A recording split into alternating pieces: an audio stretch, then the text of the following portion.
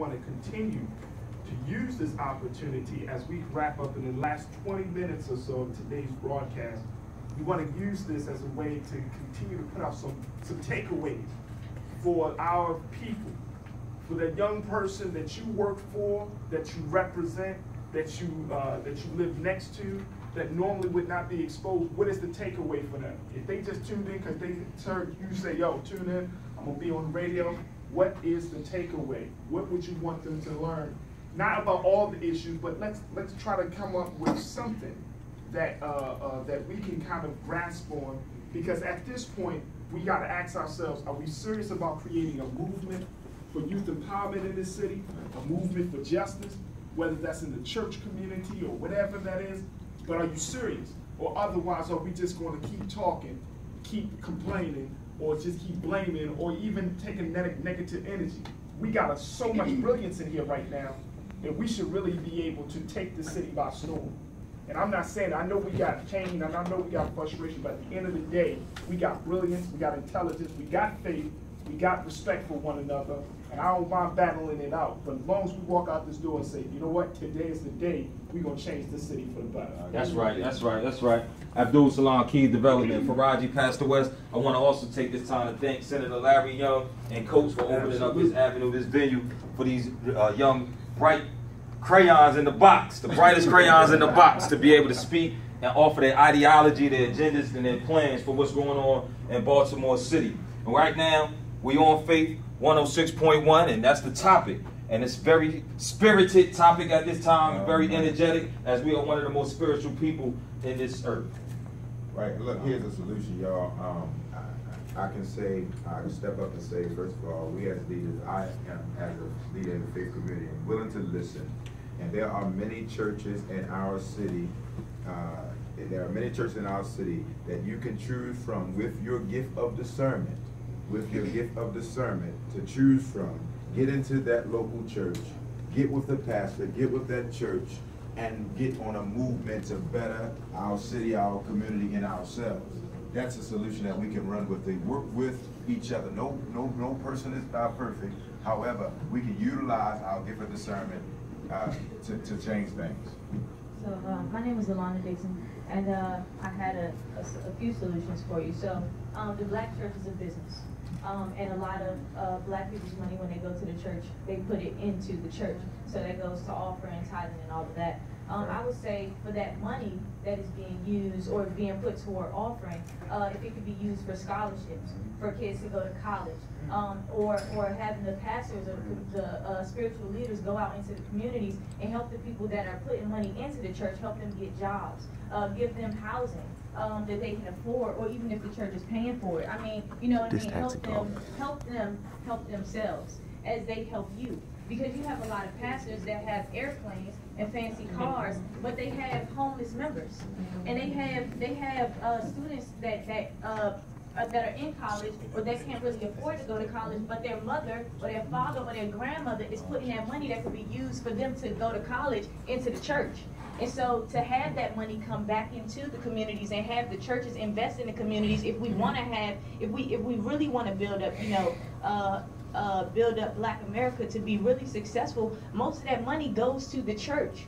I know my grandmother, she's put a lot of money into the church, you know what I mean? But at the same time, there have been times where we've struggled to pay our bills, you know what I mean? But the church lights are on. So I think those are some solutions. The people that are putting money into the church help those people have a way to live. They are good. They are good solutions. I must say that churches are still funding colleges. Churches are still feeding. Like you all just said, the churches were out there passing out water and things like that. So we want to continue to put emphasis on that as well. Yes.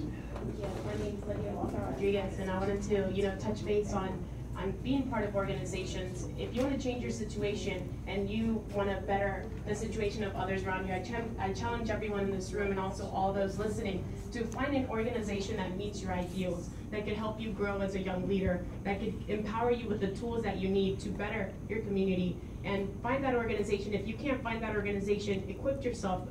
Be part of those trainings that could empower you in order to create a new organization so that you can start that change. So if you want to change your situation, join an organization, empower yourself, train yourself in order to progress. And if you can't find that organization, empower yourself with the tools in order to make that organization.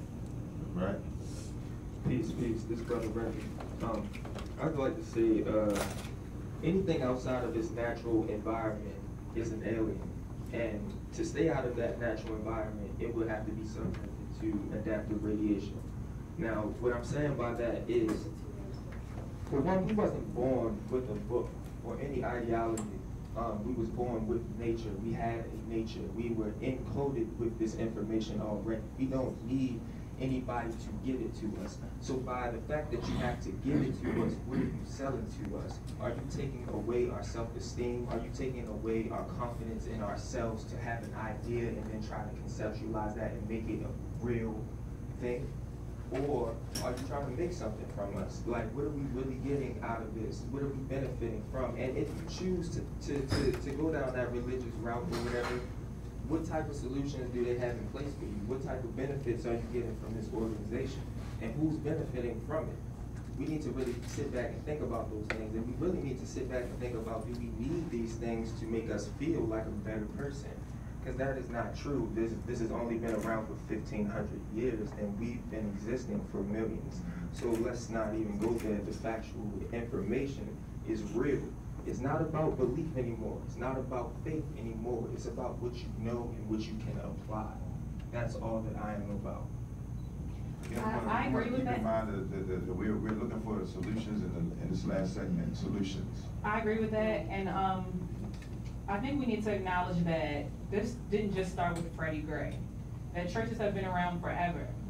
I've lived on a block I'm 27, my whole 27 years of life, my block has looked the same. I have 2 churches on my block. The pastor of one of those churches refuses to do anything with the community because he feels as though, just like Shay said, oh no, well you gotta join my church in order for me to invest in this community. Why? I mean, we have, 3,000 churches on every corner of Baltimore City? Stop preaching to your congregation. Come out and talk to the people. It's all, you can do your prayer circles or whatever amongst your congregation, but just like he said, there's a disconnect between the elderly and us. There's a disconnect between the people who go to church. How can we reconnect? What is the solution? I just said you need to go out and start talking to people. Period. You need she said the trust. You need to build that trust. So I'm saying, can we open up? Can we open And up? I understand that. I understand that as well. But it doesn't. The solution isn't let me join your church. I'm saying, can this be a part of the solution? Say, hey, when we do come out and reach out and have prayer circles, can we be received? Can we be received? Well, can that be a solution? Say we'll start receiving. I feel as though, okay, if I come up to you and I'm dirty and I'm bum and I haven't eaten in however many years, you can't look at me and be like, oh, don't touch me, because then that's pretty much what I've seen. Brother Lee here, just to throw out some solutions. One thing that I believe the faith leaders have to do is recruit more business-minded people to kind of get this to help the people they're trying to help seriously in the game that they're playing. The game you play in America is a capitalist game. So if you're not helping me get any dollars, we can't really have a conversation. The disconnect comes into play when we spending this money and that you're not helping us making it. You know what I'm saying? One thing that I know how the brothers feel on the street level, and that's always where I come from, they feel as though God tells me to be patient, but in that time, and wait on my blessing, but in that time I have to deal with this pain and I have to deal with this struggle and I have to starve. So if you're not helping me grow in that time, we can't have no conversation. I want to say this real quick. You know, a lot of people that we need to be ministered to and evangelized to are the same people that are condemned in the church. Mm-hmm. And so a lot of people that need reason not to is gay, queer, lesbian, these are the same people that you condemn. So maybe there needs to be a change and a rethinking of your theology and your ideology of the way you see people, And so, and to counteract what you said, you know, to get more business-minded people, the church does not need to be about business. I think that's the issue now. It's become more business and not evangelism and actually sincere love for people. And so, basically, the solution is to do what they said, or if not, I will personally tell people, look, you got to find another church. You should not be investing in a church that don't invest in you, that don't care about you. Your lights is off, their lights is on, and we're over that. So that's the bottom line. Is if you're not going to do, if these pastors aren't going to do what they say they're going to do, then you got to find somewhere else to go. Okay, the only solution that I would suggest for the churches and faith is that I am a member of a church and I go to Treat the Light with the pastor Darrell Hand. But the solution that I would suggest is to bring the idea of Jesus and God. I feel like the churches have it up here. It needs to be down here. We need to understand that God is within us. And like people have it up here, and like the stories of the Bible are relatable to today, like how God constantly takes people out of the land and brings them to another land to overcome that land. And those stories are relatable to today. So I think that the way that the stories in the Bible were taught, and just like just the idea of God speaking things into existence, we as humans can do those things because God was within us. And I feel like a lot of churches aren't teaching those things anymore, and the religion is so up here. But I think that just in churches, I feel like if you approach a young person and say, you know that God is within you, and you can speak things into existence, and God has worked on this land, that you're going to overcome this land, then I think that, but to have it up here and say, God is this, I think that's where the church is wrong. The older religion needs to change and be more relatable to the young people, and I just think that's the solution that I would suggest for the churches. I was going to also say, good point, sis. I think that the churches are very much needed.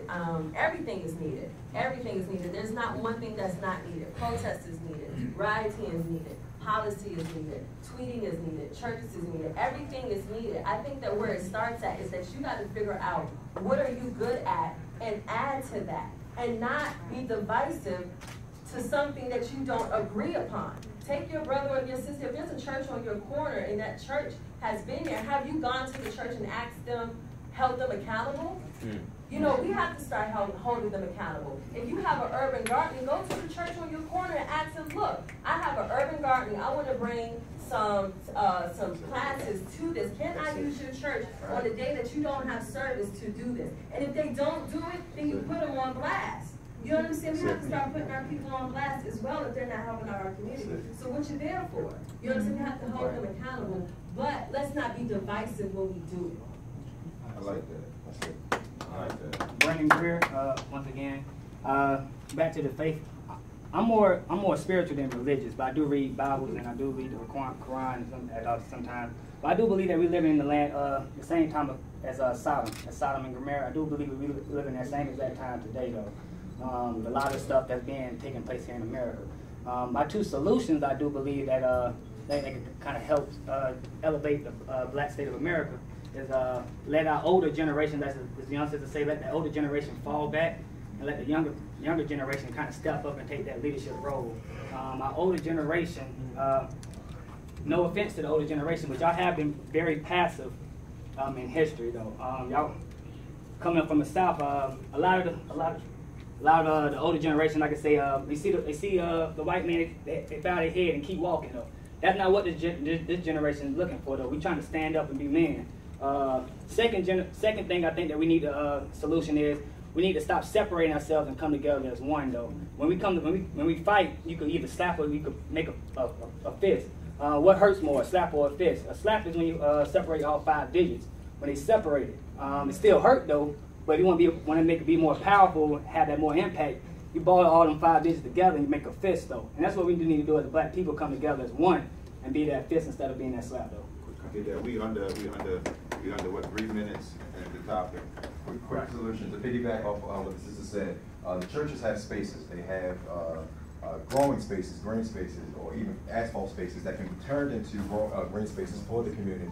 That can also be profitable for the church and for the community. I'm an advocate for urban gardening. We're actually trying to take over a few church spaces now, but we need the support from the churches to actually allow us to come in with our organizing and our programs to be able to do that. So if the churches, if any church out there that has the space, you can contact me. My name is Maurice Ashby. If you're an urban farmer and you want to actually get out into the community and put the pressure on these churches, you can contact me and we can start linking up to do that now. We are what we eat. We are what we eat.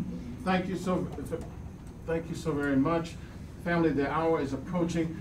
we're going to have to wrap up the morning show, the Learning Morning Show, but we'll be able to suggest to you that you join us tomorrow between 6 and 10. We will be asking some of the very panelists to be responding to your thoughts and feelings and opinions that we expressed, as well as some of you, if you wish to call us tomorrow, 410-481-1010. I want to also acknowledge the presence